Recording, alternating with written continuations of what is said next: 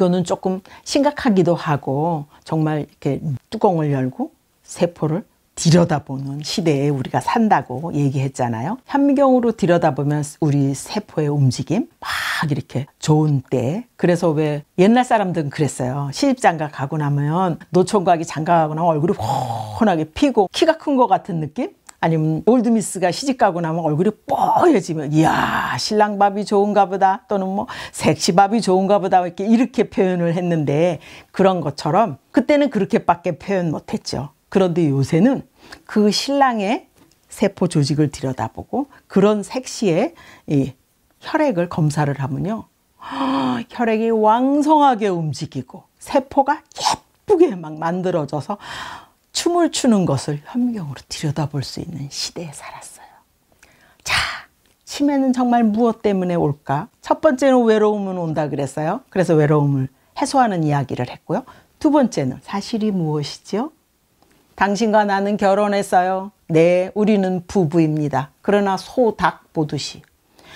법률적으로는 A와 B는 부부예요. A와 B는 40년을 살았어요. 행복하게 살았는지 불행하게 살았는지는 몰라요. 부부예요는 사실이에요. 그러나 우리는 그 뚜껑을 열고 행복하게 살았어요? 불행하게 살았어요? 진실한 부부관계예요? 아니면 그냥 명목상 허울만 부부예요? 예. 여기에서 진실보다 사실로 사는 사람은 치매가 온다.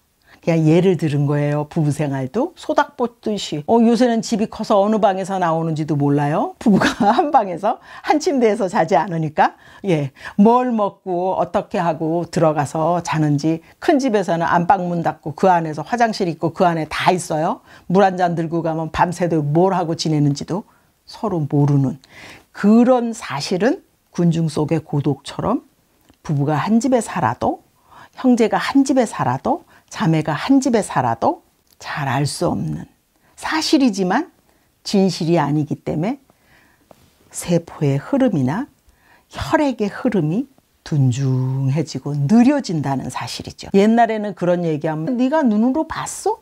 너 눈으로 봤어? 사람들은 보이는 사실, 과학적으로 증명되는 거, 수치로 증명되는 것만 믿으려고 했어요. 그런데 요새는 제가 이렇게 얘기하는 걸 다 증명시켜서 보여줄 수 있는 시대에 우리가 살고 있어요.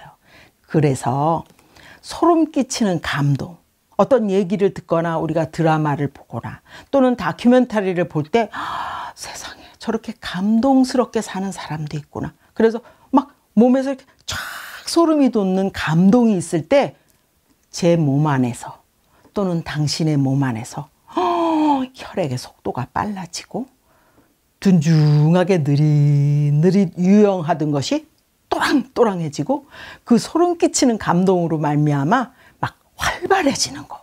그리고 더 깊이 들여다본다면 미토콘드리아가 흐느적 생길 똥 말똥 새로운 세포로 한 개, 두 개가 내던 게 10개, 20개가 막 힘을 내면서 생긴대요.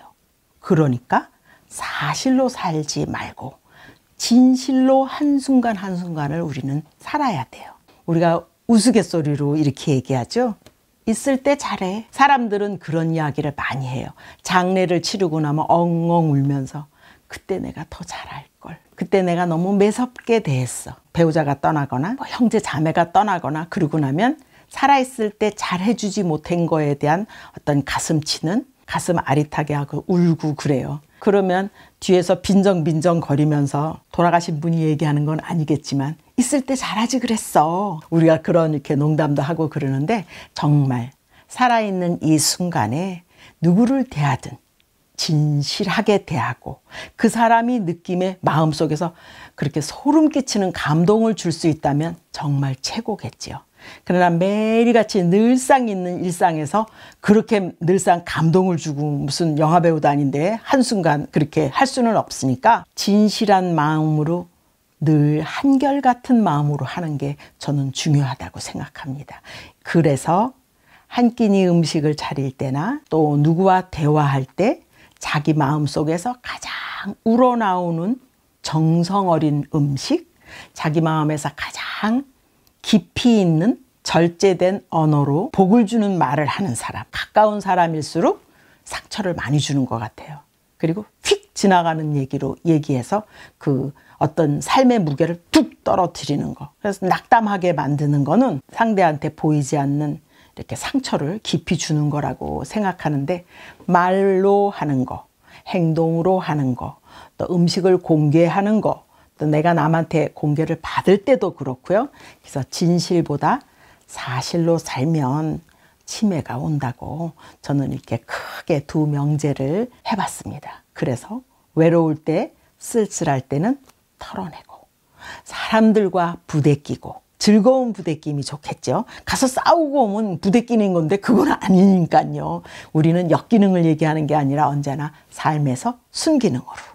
그래서 나는 말수가 좀 적은 사람이면 말을 잘하는 사람과 같이 해서 커피 한 잔이라도 사보세요. 그리고 즐겁게 떠드는 사람과 함께 울고 웃고, 그리고 돌아오면 마음이 풀리고 쓸쓸함과 외로움이 사르륵 사라질 거예요. 그러면 처음에 얘기했던 그 뇌신경, 스냅스, 사사사사사 가지치기가 그런 사람들과 울고 웃을 때 내 뇌에선 새롭게 생깁니다. 그러면 멈췄던 것이 사사사사사사. 여러분은 꼭 기억하세요. 네.